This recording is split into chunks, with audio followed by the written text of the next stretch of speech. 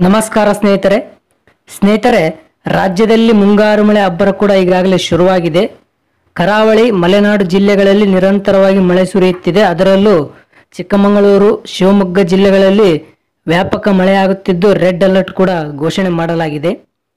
ಹಾಗೆ ತುಂಗಾಭದ್ರಾ ಜಲಾನಯನ ಪ್ರದೇಶದಲ್ಲಿ ಕೂಡ ಉತ್ತಮ ಮಳೆಯಾಗುತ್ತಿದ್ದು ಇದರಿಂದ ತುಂಗಾಭದ್ರಾ ನದಿ ನೀರಿನ ಮಟ್ಟದಲ್ಲಿ ಏರಿಕೆಯಾಗಿದೆ.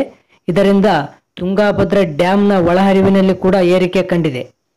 ಹಾಗಾದರೆ ಸ್ನೇಹಿತರೆ, ಇವತ್ತಿನ ತುಂಗಾಭದ್ರಾ ಡ್ಯಾಂನಲ್ಲಿ ಎಷ್ಟು ಅಡಿ ನೀರು ಇದೆ, ಎಷ್ಟು TMC ನೀರು ಇದೆ ಮತ್ತು ಒಳಹರಿವು ಹೊರಹರಿವಿನ ಬಗ್ಗೆ ಸಂಪೂರ್ಣವಾಗಿ ಮಾಹಿತಿಯನ್ನು ತಿಳಿಯೋಣ.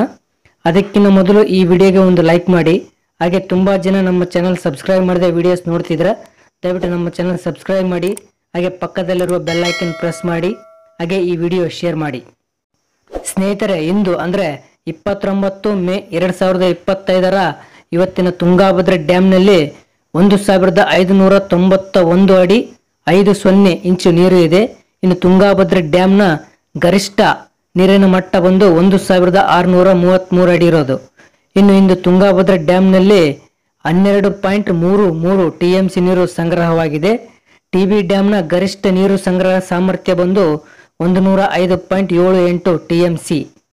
ಸ್ನೇಹಿತರೆ, ಇವತ್ತಿನ ಇನ್ಫ್ಲೋ ಅಂದರೆ ಒಳಹರಿವಿನ ವಿಷಯಕ್ಕೆ ಬರೋದಾದರೆ ಇಂದು 7799 ಕ್ಯೂಸೆಕ್ ನೀರು ಒಳಹರಿವು ಆಗ್ತಾ ಇದೆ.